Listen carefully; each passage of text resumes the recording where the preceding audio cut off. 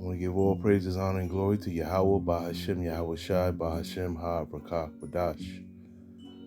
Double honors to the apostles and elders of Great Millstone who rule well. Peace and salutations to the elect, and much respect to the brothers pushing this word in the four winds of the earth. And shalom to you few sisters out there that's listening and learning and doing the right thing. It's Brother Ariel coming at you with another lesson. Quick cut here. All right. And I got this from the elder Yashawamba from the Dallas camp, the elder, beloved brother, okay? And it says 8-year-old boy mauled and beheaded by a crocodile in front of his parents, man.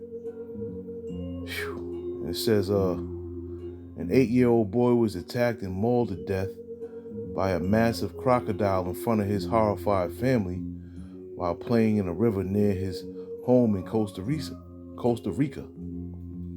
The young victim, Julio Otero Fernandez, was decapitated by the reptile before being dragged to the depths of Matina River in the city of Limon on October 30th, never to be seen alive again. Then on Saturday, nearly a month after the child's gruesome death, an unidentified hunter reportedly shot and killed a crocodile in the area. When the locals cut open the beast's stomach, they discovered inside strands of hair and bone fragments believed to belong to Julio. There's a picture down here. It says the 8-year-old was killed while spending time with his parents, his 4 siblings, and other relatives during a fishing trip. At around 2 p.m. on October the 30th, Julio was standing in knee-deep water in the river when the large crocodile lunged at him. Crocodile here. There goes Julio, you know. And it says it shook him and ripped off his little head. And eyewitnesses described the brutal attack. Then it grabbed him again and dragged him under. Julio's parents, Don Julio Otero and Margini Fernandez Flores, helplessly looked on as their son was being savaged by the reptile. It says the hardest thing for my wife was seeing the crocodile float away with my son's body, Otero said. And it says the dad said that the scaly predator resurfaced more than an hour later, still holding his child's body in his jaws. He said that police officers who had responded to the scene refused to shoot the animal, saying they did not have the authority to open fire. For my part, I feel abandoned by the authorities, Otero said. An animal is worth more than a human being. That's what I felt. The couple had relocated their family to Costa Rica from their native Nicaragua 4 years ago to work on a banana plantation. It says the parents are now planning to move back home with their 4 surviving kids between the ages 3 and 16 to keep them safe from crocodiles, Salakia for me laughing, which are protected animals in Costa Rica. Okay, it says I will not stay here because they protect these animals and they are capable of leaving the river to attack more people. It is unknown at this time who killed the crocodile over the weekend. The hunter fled the scene after shooting the reptile, which is a crime in the Caribbean nation. Okay, and it says Julio's mother confirmed the discovery of hair and bones inside the dead crocodile's carcass. It says the animal's dead. For me, it is a great relief that they have killed it, Flores said. I wish they would kill them all, so no family ever has to go through pain like this again. All right. And I mean, it's unfortunate, man. I'm not laughing. I don't ever laugh at anyone's death, anyone's pain, or anything like that. Okay? I do have compassion at the end of the day. You know, us as Israelite men, you know, we're not cold-hearted like that, man. We're cold-hearted to a point, but we're not cold-hearted like that, you know. We're just cold-hearted to a certain extent. And this is something that was unfortunate, but at the end of the day, it was judgment from the Heavenly Father, man. Okay? And they made a point, they said something where, they wish they would kill all of the crocodiles. Okay? But at the end of the day, you should know your surroundings. You should know where you're at. Okay? And you should know that your child would be in danger if they were knee deep in some waters that were infested by or inhabited by crocodiles, man. Okay? But what is this showing? A lack of accountability, man. Okay? And that's something big that happens that's going on with, Israelite men and women, man. A lack of accountability, man. It ain't the crocodile's fault. The crocodile was doing what the Heavenly Father set up the crocodile to do, man. If the crocodile sees something in the water, it's going to kill it. It's going to eat, man. All right? So how you going to get mad at the crocodile and say they should all be killed, man? At the end of the day, it was your fault for not being more careful. All right? It's your fault. It's both of y'all faults. The mother and the father and the mother, man.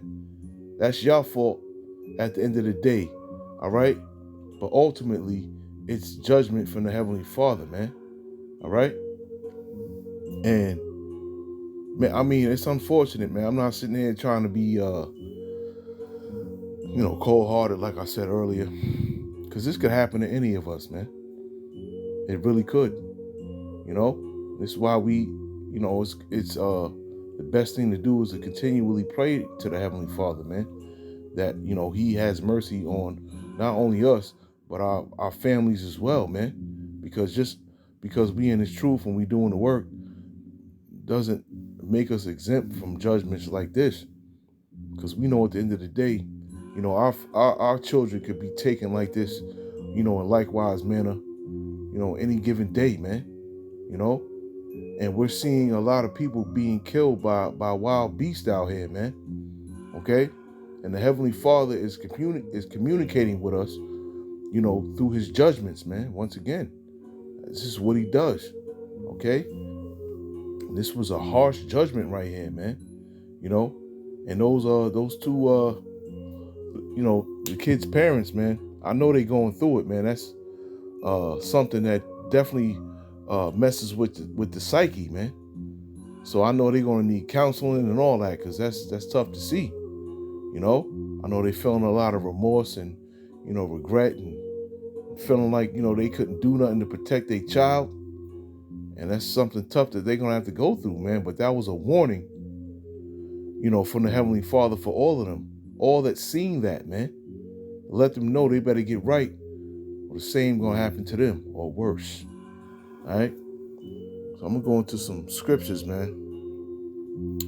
And Lord willing, this lesson is edifying.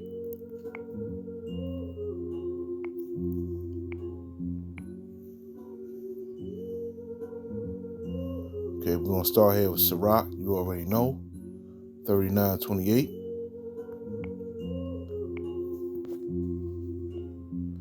And it says, "There be spirits that are created for vengeance, which in their fury lay on sore strokes. In the time of destruction they pour out their force and appease the wrath of Him that made them." It's talking about Yahweh. Fire and hell and famine and death, all these were created for vengeance. Teeth of wild beasts and scorpions and serpents and the sword punishing the wicked to destruction. Okay? Now people will hear that and say, well, that was a little child, man. Yes, it was. Okay? But there's a thing called reincarnation. Okay? And, that either that child got judged for the things that he did in his former life, or was mercy from the Heavenly Father in taking that child away from the things that are to come, man. That are to come. Salaki, I had a little sippy sip. Well, a couple sippy sips. So I'm feeling, kind of lovely right now. So Salakia for the delivery. But at the end of the day, man, these people don't understand judgment at all, man. Now, I'm not gonna sit here and say if that happened to me that I'm not going to be hurt by it. Of course I am. But the Lord blessed me to have me in the fold, to have me in the ministry, to have me in this book, reading and studying, so that I know that, if something like this happens, I know it's because the Heavenly Father ordained it at the end of the day, man. See, these people are left in darkness when when that happened in front of them, you know what I'm saying? They don't know why it happened, you know. They have no understanding of it, man. Now I'm not gonna sit here and act like I wouldn't be bothered by it. Of course I would. And I know you brothers and sisters would be horrified by it too, man. But at the end of the day, we got the understanding to know why these things happen or why it happened in the first place, man. While, these other people don't know at all, man. And the Heavenly Father is doing these things to, tell us like, yo, this could potentially happen to you. So stay rooted, man. You know what I'm saying? To stay rooted, And just because you're staying rooted don't mean it can't happen to you, because ultimately it can happen to you. That's why the Heavenly Father is communicating with us and telling us, look, this could happen to you. You need to build up your spirit and be strong, because this is something that could potentially happen to you, man. That's how I look at it through the spirit, man. Let me get Ezekiel. This is a quick lesson here, but I seen it and I was just like, damn, man. Lord forbid that happened to me, but if it did, I would just have to wear that, man. And I'm not saying that'd be an easy feat neither, man, because it'd be tough to live with that day to day, because that vision would be in my mind, constantly, man. And that's something that I would have to pray, to the Heavenly Father to get out of my mind. But, that's a harsh judgment right there, man. That is a harsh judgment, man. And then the Heavenly Father had the alligator float back up, with the child still in his mouth for the parents and the people to see, man. It's a horrifying sight, man. There's Ezekiel 9:4-6. And the Lord Yahweh said unto him, go through the midst of the city, through the midst of Jerusalem, and set a mark upon the foreheads of the men that sigh and cry for all the abominations that be done in the midst thereof. And to the others he said in mine hearing, go ye after him through the city, and smite, and let not your eyes spare, neither have ye pity. Slay utterly old and young, both maids and little children and women, but come not near any man upon whom is the mark, and begin at my sanctuary. Then they began at the ancient men which were before the house. Okay? So the Heavenly Father puts out orders or commandment, orders to, slay young women, maids, men, children. It don't matter who you are, man. There's no respect of persons when it comes to the Heavenly Father. At the end of the day, when it's time for you to go, you go. And that's that, man. Okay? And you just got to deal with it, man. And, since I've been in this truth, I've dealt with some deaths, man. Some people that were close to me, man. That are now in the spirit world, man. Okay? People that, I was used to having around, and then, the next moment they was gone, man. Okay? And I know you brothers and sisters have dealt with the same thing. Okay? But soon we're going to come into a time where these things are going to get or hit closer to home, man. Okay? And the people in the world say, it's going to get too close for comfort. Okay? At the end of the day, comfortability, will be, will kill you, man. At the end of the day, man. Comfort is not something that you want here in Babylon the Great, man. Okay?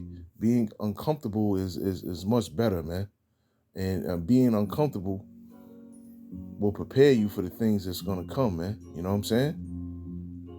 And, a lot of us, me included, might have to deal with these things, as far as losing a child or a wife, or someone else that's near and dear to you, okay? These things are coming on the earth, man. And that's what I got from this ordeal here, or this incident, you know what I'm saying, through the spirit, man. That was a harsh death, man. First, the alligator came up, jumped out the water, took the boy's head, and then after he took his head, he took his body, man. Took the whole body and dragged him into the depths of the river where no one can come and get him. And then he popped back up, man, and showed everyone the boy's body in his mouth, man. That's a harsh and cruel judgment from the Lord, a cold judgment from the Lord, man. Okay? That just shows how the Heavenly Father is tired of all the BS out here, man. And pretty soon he's going to be showing more of his judgments, man. Okay? Let me get 2 Kings. Where am I going? 2 Kings, 2nd chapter. Let's get 19 here. 24. And it says, And the men of the city said unto Elisha, Behold, I pray thee, the situation of this city is pleasant, and my Lord seeth, but the water is naught, and the ground barren. And he said, Bring me a new curse, and put salt therein. And they brought it to him. And he went forth unto the spring of the waters, and cast the salt in there, and said, Thus saith the Lord, I have healed these waters. There shall not be from thence any more death or barren land. So the waters were healed unto this day, according to the saying of Elisha, which he spake. And he went up from thence unto Bethel, and as he was going up by the way, there came forth little children out of the city, and mocked him, and said unto him, Go up, thou bald head, go up, thou bald head. Little kids is definitely, they were disrespectful back then, but they're even more disrespectful now. And he turned back and looked on them and cursed them in the name of the Lord. And there came forth 2 she-bears out of the wood, and tear 42 children of them. Okay? So the Heavenly Father put the spirit on these bears to kill these children, man, these disrespectful children. All right? And people will say, people that don't understand judgment will say, I don't understand why this is happening or why it happened. The Heavenly Father, man, the Heavenly Father put the spirit on that alligator, right, to kill that child, man.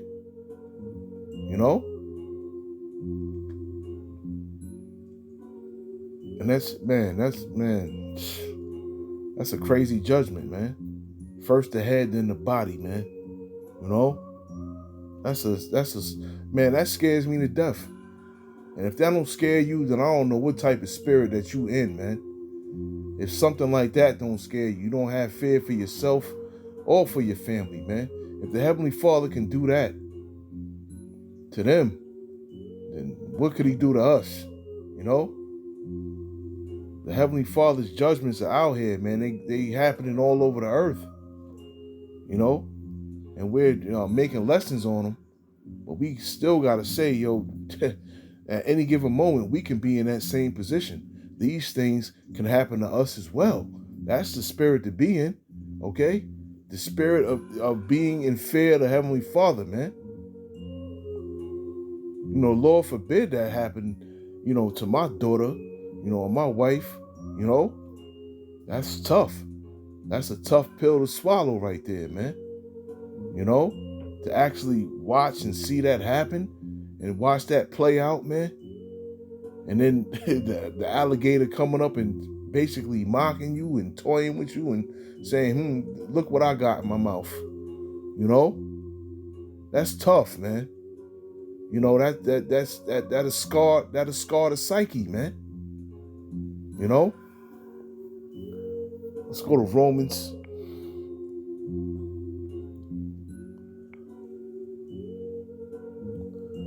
Let's go to 2:11 through 13, man. Right? I forgot to put the notifications on there. Salakia for that. This is Romans 2:11 through 13. And it says, for there is no respect of persons with the Heavenly Father. For as many as have sinned without law shall also perish without law. And as many as have sinned in the law shall be judged by the law. For not the hearers of the law are just before the Heavenly Father, but the doers of the law shall be justified, man. Okay, so the Heavenly Father has no respect to persons. He don't care if you're a man, woman, a child, it doesn't matter. You know, if a woman is pretty or whatever, or a little child is, cute or whatever, or a man is, tall in stature and, has many people respecting him, or whatever. The Heavenly Father don't care about none of that, man. All right? At the end of the day, when it's your time to go, it's your time to go. And can't nobody turn that back. Can't nobody change that outcome, man. The Heavenly Father wants your spirit, then up you go, man. Into the spirit realm. Into the spirit realm. You know what I'm saying? That's what it is. The Heavenly Father has no respect of persons. Doesn't matter who you are. And if that doesn't put any fear in your mind and your heart, then you're not in the right spirit, man. Because at any given day, any given time, man, the Heavenly Father can come for you, man. He send that spirit of vengeance for you, and you're done. There's no warnings. There's no warnings when that's coming. It just comes out of nowhere, man. The Heavenly Father doesn't give you time to, get all your stuff in order, pertaining to your family and your kids, and make sure, you got this in place and that in place, take care of your affairs and whatnot. No, man, when it's your time to go, you go, and that's that, man. That's a scary thing, man. It's a scary thing to know that any given moment, your life can be taken, man, in an instant, man. Go Deuteronomy 1:17. Okay, and it says, ye shall not respect persons in judgment, but ye shall hear the small as well as the great. Ye shall not be afraid of the face of man, for the judgment is the Most High's. And the cause that is too hard for you, bring it unto me, and I will hear it. Right? So even when we're judging, man, okay, we not to have respect of persons. Oh, this dude, this brother did, a lot of works. He had a lot of, good lessons. The brother goes out to the highways and byways. The brother does this, the brother does that. When it comes to judgment for us, we're not supposed to have respect to persons. So how much the Heavenly Father, when it comes down to his judgment, man? You know what I'm saying? It doesn't matter, man. It doesn't matter who you are or what you think you are, man. All right? The Heavenly Father, ordains for you to go and for you to come up into the spirit realm. That's what it's going to be. It doesn't matter if you're a man, woman, or child. If he wants it to happen, you best believe it's going to happen, man. Okay?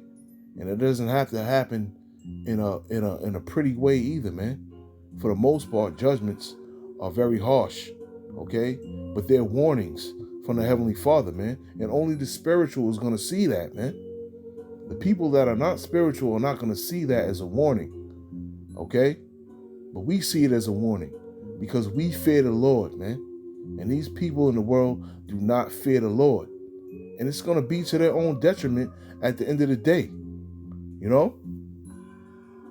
So let me get Deuteronomy 32 real quick. I'm going to make this fast. 32:4. And it says, he is the rock. His work is perfect. All his work. All of his works. All of his judgments, His work is perfect. For all his ways are judgment. A God of truth and without iniquity, just and right is he, man. Okay? So the Heavenly Father is justified in all of his judgments. Okay? He is. All his works are perfect, man. Right? The Heavenly Father, you call him Mr. Perfect, man. Okay? The Heavenly Father does not make mistakes.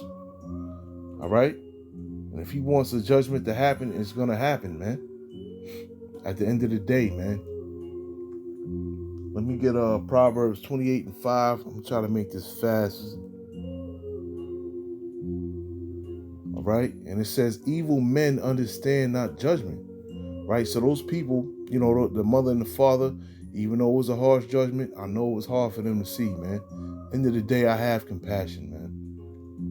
All right, definitely have compassion for them, and I feel kind of bad that they had to see that. You know what I'm saying? But evil men understand not judgment, but they that seek the Lord understand all things. Okay? And that's going back to what I said earlier, man. We understand all things. All right? Because we seek the Heavenly Father. We seek His wisdom. We seek His knowledge and understanding. Right? So if something like that were to happen to us, right? Of course we're going to be hurt. We're going to be hurt. We're going to be mourning. It's going to be tough, man. But at the end of the day, we have the understanding that it was the Heavenly Father that did it. And we also have the understanding that, our loved one that was judged is up there in the heavens, in the spiritual realm with the Heavenly Father, man. Okay? Because a lot of people have it in their minds about this fucking hell, Salakia, about this hell concept and all that, which ain't real, man. Okay? Hell is the grave, man, or a condition in the mind, a mental condition, okay? Or the grave. And we know this, man. Okay? So like I said, it would be tough to deal with, but we would know that, our loved one is good. You know what I'm saying? And just me knowing that has helped me with all the deaths I had to deal with, man. Right before coming into the truth, and since being in the truth, man. I know that all of them are good. They're all up there in the spiritual realm, man. I feel like they all counting on me and rooting for me, right? So they can come back through me in the kingdom, man. Let me get one more, man. I'm out of here.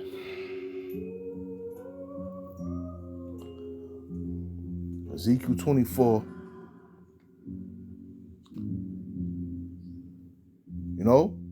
I said that to my mother one day, man. I said, you're going to come through me in the kingdom, man. You're going to be my daughter in the kingdom. And she didn't know, she's just quiet, like, oh shit, like, what the hell? She probably didn't even understand where I was coming from, what I was saying, man. Okay? But it could come to pass, man. You never know. Right? This is Ezekiel 24, and this is an account where Ezekiel had his wife taken from him, and the Heavenly Father said, you better not cry about it, man. Okay? I'm going to take your wife, and you better not cry about it, man. All right? You better man up and deal with it. And this is the spirit that we need to be in, because in these times that's coming right now, a lot of people that, we're around are going to die, man. All right? They're going to die, and they're going to die in front of us. So we got to prepare our minds and our spirits, man, for these things that are coming on the earth, man. Right? It's Ezekiel 24:15-17. It says, also the word of the Lord came unto me, saying, Son of man, behold, I take away from thee the desire of thine eyes with a stroke, talking about his wife. Yet neither shalt thou mourn nor weep. Right? You better not cry, man. You better not weep. You better not shed a tear. Okay? Your countenance better not change. Right? You better continue to do what I ordained you to do or told you to do. Be a man about it, man. All right? Have faith in me that I will give you back what you lost. Neither shall thy tears run down, man. This is tough. This is something tough that Ezekiel went through, man. And these are things that we gonna have to go through. I'm not even gonna say might go through. We're gonna have to go through this, man. We're gonna see loved ones pass away right in front of us, man, whether we like it or not, man. Okay? Forbear to cry. Don't cry. Make no mourning for the dead. Okay? Bind the tie of thy head upon thee, and put on thy shoes upon thy feet, and cover not thy lips, and eat not the bread of men. All right? And he goes on to tell other people that the same thing's gonna happen to you, and you better not cry neither. Okay? I love this chapter right here, man. But this is the spirit, that we need to be in, man. And I say we, including me. We need to be in the spirit, because we come into the times right now where a lot of people are going to die, man. We see all these pestilence coming, 5G towers. A lot of our loved ones took the serpent sauce. The 5G and the serpent sauce is connected in some way, shape, or fashion, right? That sea hip is coming, right? A lot of things are coming, man. Esau's coming in with the sword. It's going to be a lot of death, man. Okay, and none of us are used to a lot of death, man. None of us are used to seeing a large body of men and women and children, dead on the floor, man. Rotten. Flies flying around them, man. Stinking. Ain't nobody used to that, man. I don't care who you are. Ain't nobody used to nothing like that. But these are the things that we need to prepare ourselves for, because they coming, man. And that's what I got from this article that I read through the Spirit, man. The Heavenly Father is telling us to prepare ourselves, because this could possibly happen to us, man. It could potentially happen to us, man. And that's always the spirit that we need to be in. This could potentially happen to us, man. At any given moment, something bad could happen, man.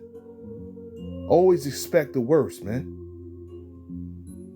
Because when you expect the worst, it won't be as hard as it would when it comes unto you unexpectedly, man. So, Lord willing, this lesson was edifying, man. I want to say shalom to the next one.